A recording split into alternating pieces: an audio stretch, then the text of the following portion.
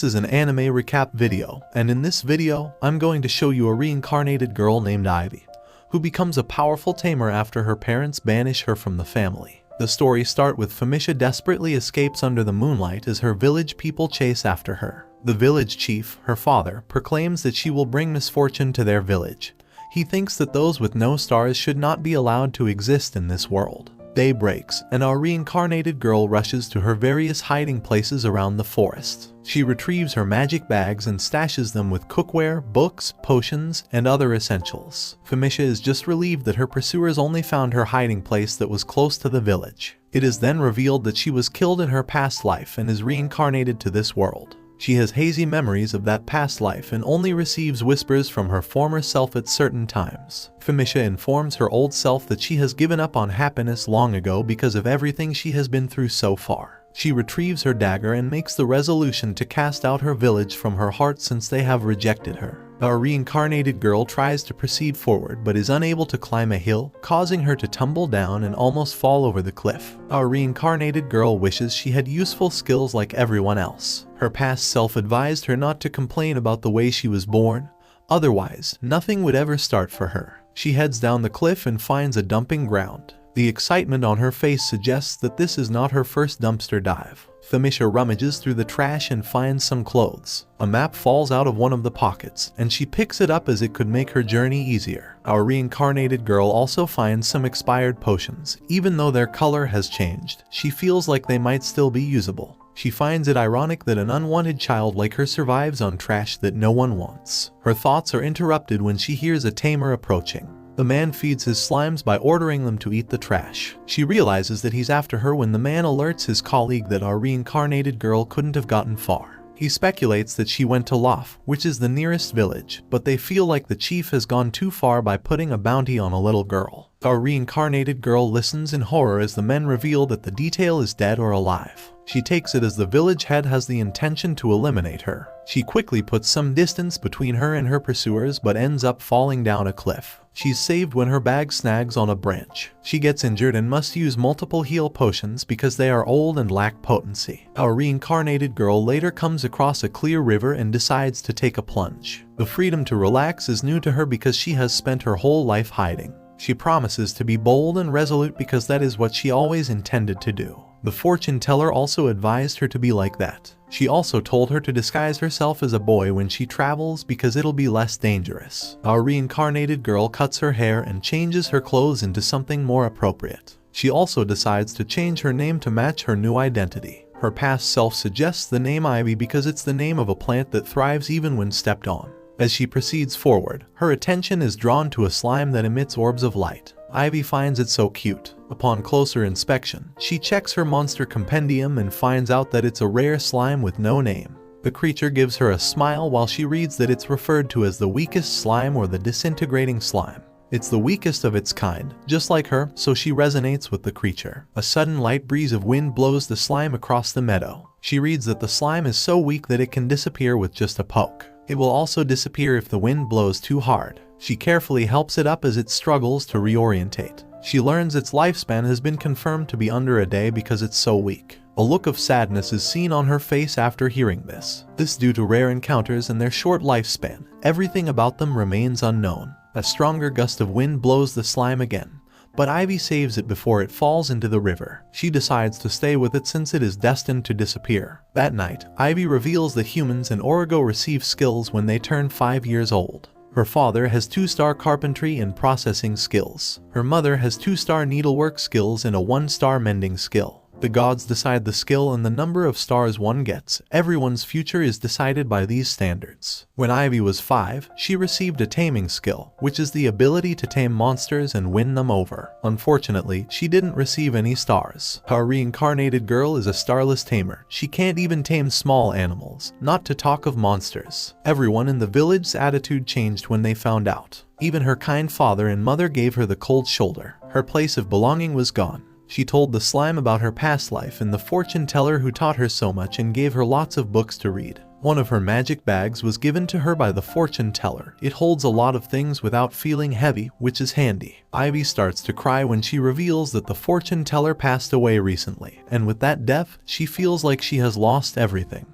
There isn't anyone to look out for her now, but she's glad to have met the rare creature. The following morning, she wakes up and anxiously looks for the slime. A tear runs down her face when she realizes that the monster has disintegrated. Her response is a surprise to her because she thought she was used to the loneliness. She tries to get motivated by heading to the royal capital as instructed by the fortune teller. Ivy pulls out the map from her bag and is shocked to see the slime inside. She unravels the paper, happy to see that the creature has not disappeared. She confirms that some of the information in the compendium must be inaccurate. They head inside the forest where Ivy finds the page on how to tame a monster. She channels some of her magic into the slime. It glows because it has accepted her. At this stage, she names the monster Sora, and a mark appears on the forehead of the rare creature indicating that the taming was successful. She happily holds the creature and introduces herself as she's excited to get to know it better. She later lays a trap and captures her 10th field mouse. She shows her appreciation for its sacrifice before butchering it. Ivy wonders why her past self always gets startled every time she dresses her prey.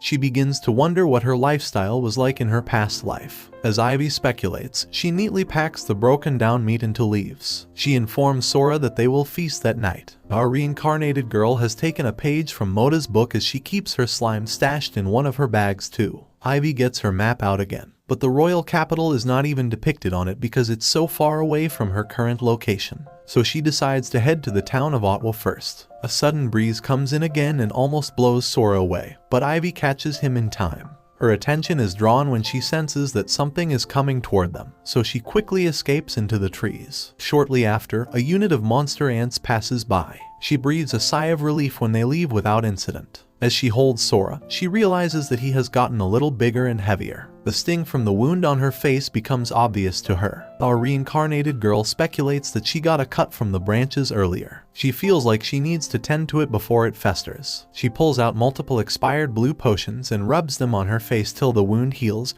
but realizes that she's completely out. Ivy comes out of the forest and onto the beaten path since she's getting closer to the village. She notices the wanted posters pasted along the roadside with a reward of 500 dal. She wonders why they would place such a large sum of money on her. Her past self informs her it's because she's a fugitive. She notices that there are different depictions of her on each poster, some more flattering than others. She continues along the roadside and finds herself in the village where she is reminded how much skills and magic are the backbone of normal life. She passes by a bakery and is reminded that she hasn't eaten any kind of bread in a long time. Ivy also passes a butcher and gets the idea to sell the field mice she hunted earlier. However, she's a little timid to approach. The butcher notices this and calls her over before she removes the meat. He already knows that it's field mice because he has a 2-star odor skill. He inspects it and is happy with the freshness of her catch and her butchering skill. She presents the rest of her wares, which are bought for 100 dal. The butcher is more than happy to buy more if she catches them because all the other hunters are targeting big game these days. She heads to the bakery and buys some bread and is surprised by how cheap it is. The owner finds her naivety cute. The people in the village assume that she's a boy. This means her disguise worked perfectly. Ivy goes somewhere quiet to enjoy her bread.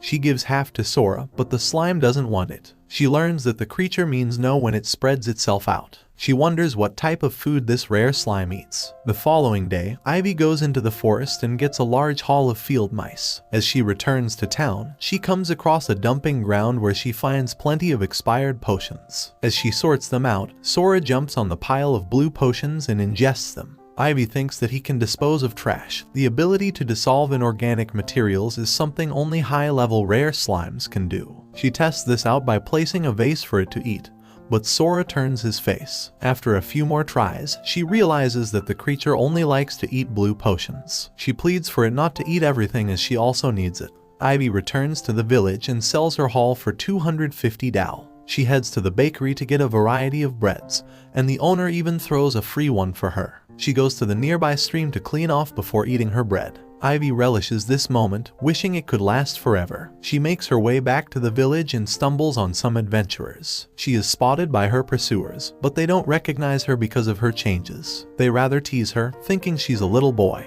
Ivy hurriedly excuses herself. She gets to the butcher shop and the bakery and realizes that her wanted poster is up. The owner of the bakery even offers her some free bread, but she's so terrified of being found out that she leaves. A reincarnated girl is upset that she must leave the village because her wanted poster has arrived there. What pains her most is that the people were so nice. The following day, she proceeds to her next destination since her hunters have caught up with her. Ivy later arrives at a crossroad and wonders which way her trackers went. Sora tries to hint something at her, but she doesn't understand. Ivy now regrets not taking the free bread offered to her because now she's hungry with nothing to eat or drink because she left in such a hurry. She picks her path and hears water along the way. Ivy even finds a tree with the most delicious type of fruits. As she approaches, Sora does his disapproving gesture while shivering. The reason comes apparent when the tree turns into a monster spitting out her pursuers. The tree lunges at her with one of its roots, but Sora knocks her out of the way just in time. She manages to get to safety,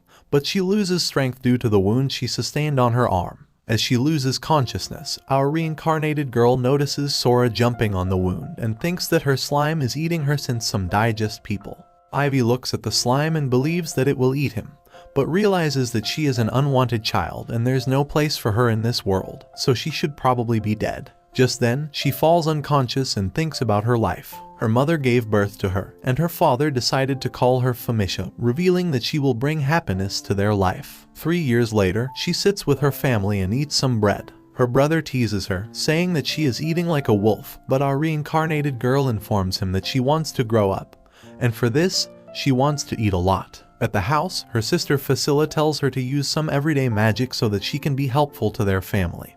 But her mother shuts her away, saying that everything develops at its own pace, and Famisha is just 3 years old. For her to receive magic powers, she must reach the age of 5. 2 years later, her father, a 3-star furniture artist, makes her some toys with wood, and she continues to play with them. Just then, her mother, a 2-star sewer, begins to cry. When asked the reason behind it, she tells them that she is stitching the bridal wear for the shoemaker's daughter. But it made her realize that her daughters, Facilla and Famisha, will go off to be brides too and will leave their house to live with someone else. Suddenly, her father, ignoring the sentiments of his wife, informs them that at the age of 5, every child receives a skill and stars which will help them to earn money in this world. However, no one knows what type of skill they will receive because it is in the hands of the gods. Just then, Famisha's brother teases her by saying that he is the only child in the family who got 3 stars, and wants Famisha to get 1 star just like her sister Facilla. Despite this, Famisha informs them that she wants to be a tamer who can be friends with dragons,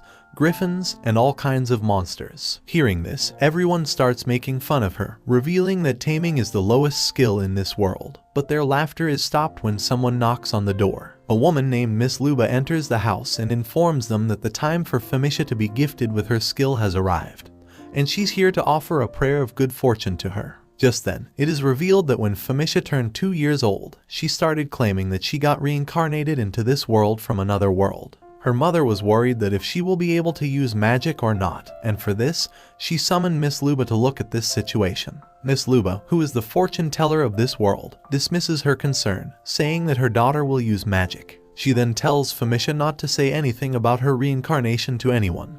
Otherwise, people will make things very difficult for her. At present, Miss Luba looks at her and reveals that she will be gifted with a wonderful skill. When asked what kind of skill she will get, Miss Luba informs them that she has only a 1-star foresight skill, which means she cannot see quite far. The next day, the family heads to the headquarters of the village where every child with the age of 5 gets their skills. There, the priest asks her to enter her finger into the holy water of the gods. Upon doing that, the priest reveals that she has been awarded a tamer skill. Feeling happy her parents begin to enjoy her daughter's skill, but their moment is cut short when the priest, with a horrified look, informs them that she has no stars, which means she has a starless tamer skill. Her father, shocked at this, asks the priest to look at the holy water of the gods again, believing that there must be some mistake. However, the priest brushes it off, saying that if they speak any further on this, they will be blessed with the wrath of the gods. After the priest leaves, they head home, and her father cannot stop thinking about why his daughter is born with no stars,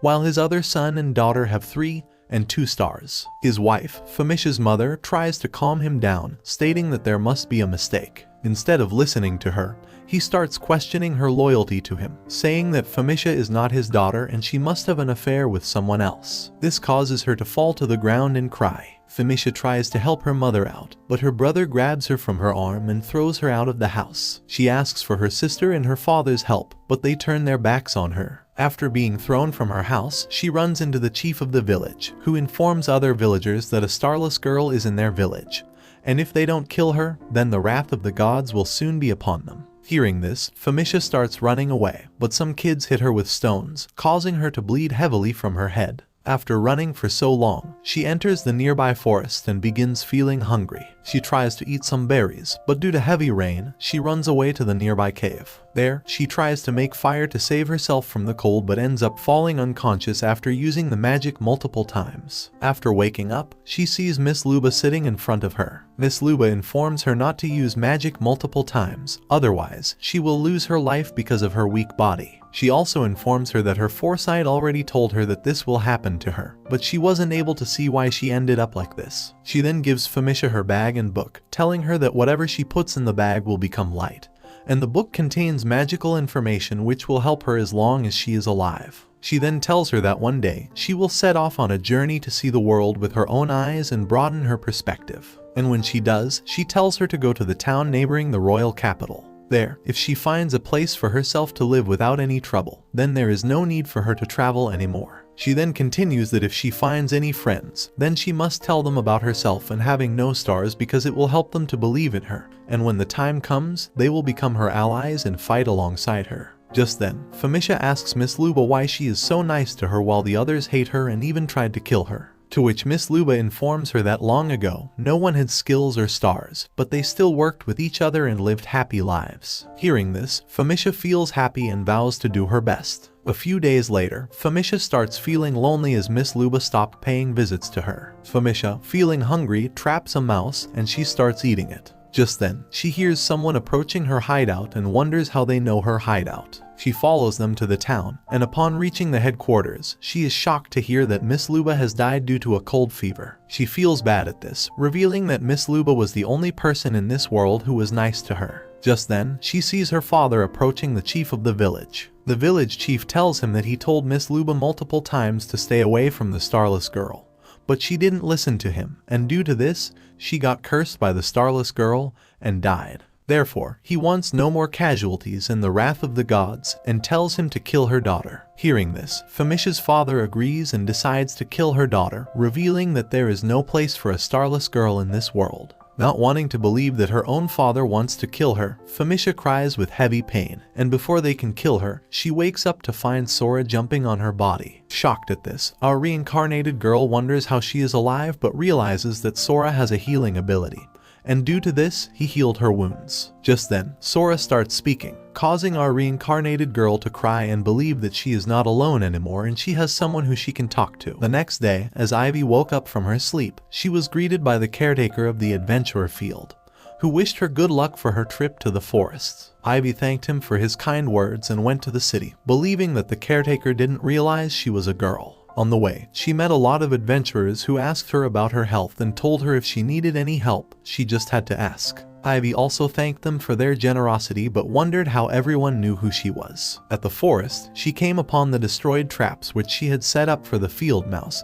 but believed that this might be the work of Nanoshi. She believed that if this continued to happen again, she might not catch any mouse and go moneyless during the summer. Just then, she sensed a magical aura behind her, and when she looked back, Seal was already there with 9 field mice whom she hunted down earlier in the morning. She gave them to Ivy and she thanked her with a heartfelt hug. She then began counting them but realized that the meat shop owner told her that she would only buy meat if it was fresh. So, with this, she started dressing them and it was over in a few minutes. After that, she went to Seal and Sora who were sleeping below the tree. She told Sora to wake up, saying that they needed to head to the town to sell this fresh meat. Otherwise, they would miss their chance to earn some money. As they talked with each other, Seal said goodbye with the wave of her hand, and Ivy thanked her for giving her so much meat. As she went to the forest, Ivy's past life informed her that this was the legendary Anandala which was mentioned in the fortune teller book. But Ivy believed that it wasn't savage like it mentioned in the book. Our weak reincarnated girl then went to the village and sold all the field mice to the meat shop. The owner couldn't believe since all the meats were fresh and weren't gamey at all, and asked Ivy about her secret. However, Ivy with hesitation did not respond, causing the owner to realize that despite being a child, she has a good head on her shoulder and does not want to reveal her trade secret. With buying all the meat, she gave her 855 dal in exchange, And before leaving, she told Ivy to bring back field mice to her if she caught any in the field, and she would gladly buy them. Hearing this, Ivy thanked her for her kindness and left. On the way, she again met the same adventurers who asked her about her visit to the forest and how did it go. But Ivy, with a horrified look, just nodded to them. She then hid herself below some boxes and wondered how everyone knew about her. Suddenly, as she was thinking about this matter, she was spotted by Velivera, who asked why she was hiding in a place like this. Ivy told him everything, to which he realized that this was the work of Captain Ogto. He then told her that Ogto informed every adventurer in the village that if any of them came upon an adventurer named Ivy who was in trouble, they needed to help her out. He apologized to Ivy on behalf of Ogto, and then informed her that Ogto is a good guy. But once he gets something in his head, he doesn't listen to anyone. Ivy, after hearing this, thanked him and went to the market area. On the way, she again met some adventurers who wished her good health, and this caused her to believe that this place might be good for her to stay for a while. Just then, she came upon a shop and saw some zero fruits which were only grown in her hometown village. She asked the shop owner about this, and he confirmed. The shop owner then asked if she was from Latomi village, and our weak reincarnated girl confirmed, but she wanted some information about her village, so she asked him out. The shop owner informed her that the situation in the Latomi village was not good. Mistress Luba, who had always protected the zero crops Latomi village, and was the fortune teller of the village, has died away. He revealed that this was all because of their idiot village head, who didn't like her, and when she fell ill, he didn't give her any medicine. This revelation brought back the words of the two women who she heard in the church saying, "How can someone die with this cold at this time of the year?" With this revelation, she realized that Mistress Luba's cause of death was not because of sickness, but she was killed at the hands of the village head. However, to her shock, the shop owner told her that the village head is now blaming this all on a child with 0 stars, which caused her to go silent. The shop owner then went on to explain that the harvest of the Latomi village zero has been failed and they fell into financial hardship.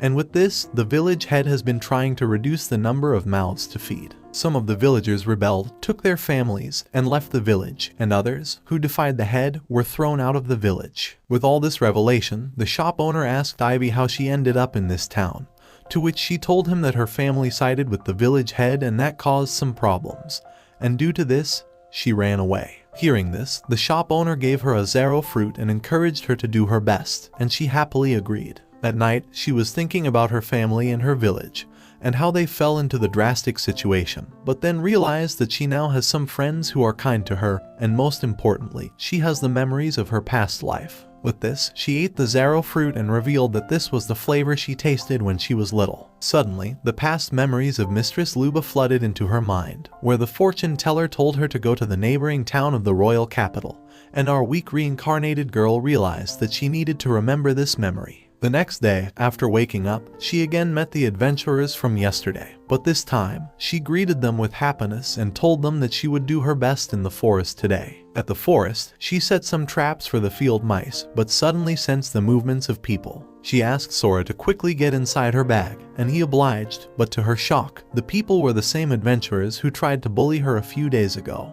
They cornered her and asked her to give them her slime, believing that it was very rare. Ivy hesitated and ran away. She trapped one of the adventurers to her traps, but the girl was too fast, and she quickly caught up to her. They then held her in their arms and asked her to give them her slime. Ivy again hesitated, but this time, the leader took out a knife and told her that if she did not give them what they wanted, he would not hesitate in killing her. Just then, they got shocked after seeing an Indala behind their back. Seal approached them, and seeing the legendary monster in front of their eyes, one of the adventurers passed out.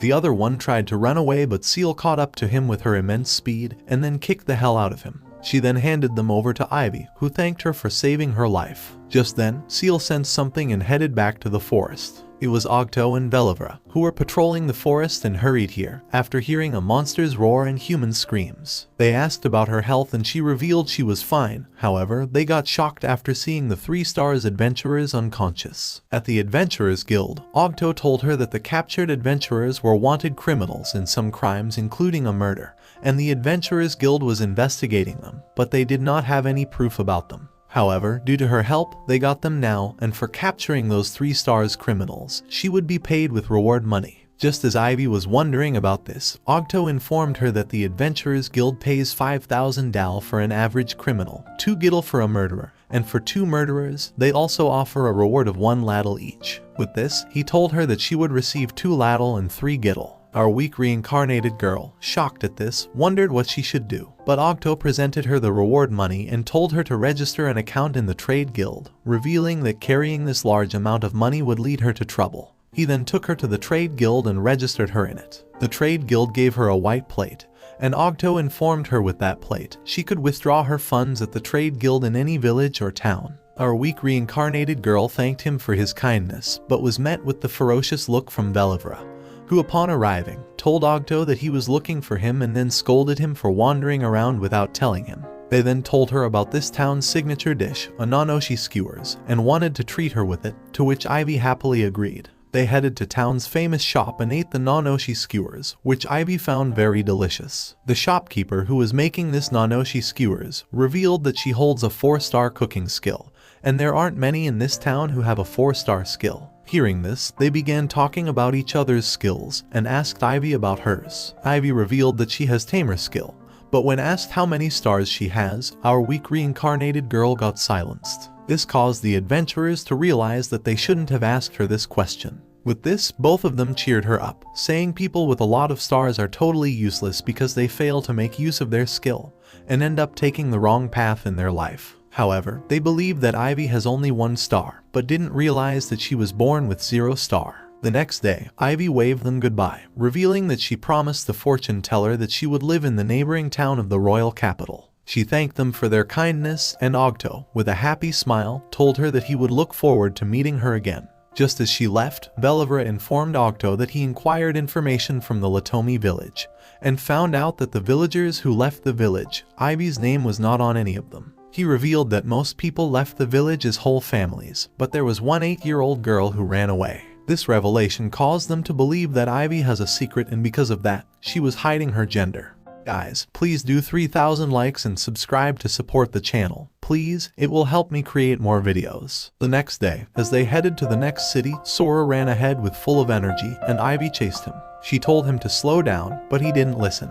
Just then, her past life informed her that after eating the wounds of Seal, Sora had evolved and moved faster than before. Just as Ivy thought about this, Sora showed her a nearby field area which was dug up by Nanoshi. Ivy believed that there must have been many large Nanoshis in this area, and if she stayed there any longer, she might be chased by them. Just as she was about to move from the area, she heard something coming and quickly hid Sora in her. However, to her surprise, it was Seal who was following them. With this, she quickly hugged her and the trio shared a heartfelt moment with each other, with Ivy declaring she loved both of them. At night, Ivy baked some rabbit which was caught by Seal, and after eating, revealed that they were delicious. She offered some to Sora, who quickly declined after revealing that he only loved eating blue potions. The next day, Ivy went to check some of her traps which she had set up the day before for the field mice, but got shocked after seeing they were empty. She wondered what she would eat for breakfast, but her past life informed her that she had saved some meal from the night before. With this, Ivy believed that she would not be hungry that morning and decided to leave the area, but was suddenly stopped after sensing an evil aura approaching her. She wondered what it could be, but then started running away from it. The evil aura chased after her, and just as it was about to get her, Ivy looked at it and saw a shadow of a human body. Suddenly, Seal came to her rescue and yelled at it with a ferocious roar, which caused the shadow person to immediately run away. After that, as they headed to the city, Ivy thanked her for saving her life, saying that without her, she might have been dead right now. Suddenly, Seal stopped after seeing some ogres coming towards them. She quickly threw Ivy from her back and attacked one of the ogres. She then bit him with her long teeth, and the ogre slipped away from the mountain, but since Seal was on top of his body, she also fell with him and into the below water stream. Seeing this, Ivy was worried about her, but then saw another ogre coming after her and quickly ran away. Just then, she came upon an evil place where some skeletons were hanging on the top of the trees. She wondered what this place was and decided to run away, saying that if she stayed there, she might be killed. Just as she was about to leave the area, she was captured inside a trap set by the ogres earlier. She yelled for help, but no one listened, not even her savior Seal, who had already fallen into the water stream. Just as one of the ogres was about to finish her, a flame spell quickly finished him off and burned him down. The flame spell turned out to come from an adventurer named Ladera, who explained that he had set up the traps for the ogres but was shocked to see a child inside it. Since the flame spell burned the whole area and also affected Ivy, another adventurer fired some arrows at the trap and quickly freed her. Latera, after saving her from falling, wondered why a child like her was here. Just before our reincarnated girl could speak up, they were attacked by some ogres, but to their rescue, Latera's group arrived and quickly eliminated them with their powerful magic. With the fight over, Ivy saw two big slimes which were protecting them both, and wondered how a slime could be so much bigger, but got blown away after the adventurers revealed their identity. They revealed that they were assigned here to eliminate the ogres who were recently spotted here, and then apologized to her for letting her get caught up in their business. However, Ivy thanked them instead, saying that they had saved her life. With this, they introduced themselves as a group of adventurers called the Blazing Sword, including their group leader Sazalk, Nauga, Shifale, Latera, and Mila. She also introduced herself as Ivy, but due to her boyish get-up, they didn't realize she was a girl. On the way, the adventurers were shocked after hearing from Ivy that she was on her way to Ottawa from Ladome village. They didn't believe her at first, but after hearing her story, they told her to come with them as there were some monsters in this area, and they were also heading to Ottawa village. Hearing this, our reincarnated girl happily agreed and then walked with them. After that, they came upon a cliff, and Sazalk showed her their camp, revealing that the remaining adventurers were residing there. Just then, she spotted something below the cliff, which turned out to be Seal, who was alive after falling from the mountain cliff. Ivy felt happy that Seal was alive, but thought that if the adventurers found out about her, they would immediately kill her. So, with this, she told Seal not to come here and hide somewhere else, and our tamed monster quickly agreed. They then took Ivy to their camp and introduced her to the other adventurers. They even showed her their tent, but then walked away, leaving Latera with her. Ivy looked at their behavior and wondered what was wrong, but to her surprise, Latera informed her that he was the cook of this group. He then informed her that he was bad at cooking, and despite giving his best, he still did not know how to cook a delicious meal. Latera explained that he had a 3-star flaming skill, and every time he used it on the meal, he burned it down. Hearing this, Ivy decided to help him out and began making the meal instead of him, even teaching him how to cook it and what kinds of ingredients were used in it. After that, everyone was shocked at the sight of the meal, but upon trying it, they cried out with happiness, saying that they had never had a delicious meal like this before. They revealed that they had never thought in their life that monster meat could be so delicious, but our reincarnated girl believed that they didn't know about the ingredients and herbs used to make delicious meals. The smell of the delicious meal also caught the attention of Mila, who, after trying it, also found it very delicious. Sazalk and Nauga couldn't hold their excitement as they believed that this meal was perfectly cooked, aromatic, and truly delicious. With this, Shifale thanked her on behalf of his group for making such a tasty meal, but then realized that it was Latera's duty to make a meal. He quickly scolded him for putting all the weight on Ivy's shoulders, but Ivy immediately shut him down, saying that they made it together, and Latera was the one who adjusted the heat of the fire for her, and because of that, they were able to make a delicious meal. This revelation saved Latera's life who, with excitement, fired some fire spells at the sky, which turned out to be fireworks. Just then, Ivy's past life informed her that fireworks could become more beautiful with flame color reactions and metallic elements. Just as she was hearing this, Mila asked if she was alright, and Ivy informed her that if they had varieties of metal, they would be able to make even more beautiful flames with them. Mila showed her some medals and asked if she was talking about them, to which Ivy happily said yes. Now that she had acquired all the medals, she put them inside some clothes and asked Latera to shoot those upwards and burn them the way he did it earlier. Latera happily obliged, and it turned out to be the most beautiful sight in their life. With excitement, Latera threw all of them into the sky, and the sky was filled with the beautiful scene they had never imagined in their life. Even all the adventurers were happy at this, including Seal too. After that, some of them headed to sleep while Latera and Sazalk tried to help Ivy in washing the dishes, but Ivy shut them down, saying that she would do the cleaning duty. However, after realizing her sentiment, Sazalk told her that they would help her with this, and she quickly obliged with a sweet smile. Seeing this, Latera hugged her and revealed that he always wanted a sweet little brother like her, but Shifale and Nauga took him away after knocking him down. After that, she headed to her tent and apologized to Sora for coming up late. She believed that Sora must be hungry, so she gave him some blue potions. Seeing this, Sora quickly jumped up with excitement, and Ivy told him that there were enough potions so he could eat as much as he wanted. After that, Just as she slept, all the adventurers were worried about her and her health. Sazilk told them that this child was too considerate of others. He explained that the anxious look he gave him when he told him to rest, and his happy expression when he asked him to help clean. It was all pointing towards the fact that this kid in his head thought that if he wasn't useful, he would be cast aside. Like and comment if you enjoy this video. Subscribe to my channel for more anime recaps, and tell me what anime recap you like to see next in the comments below.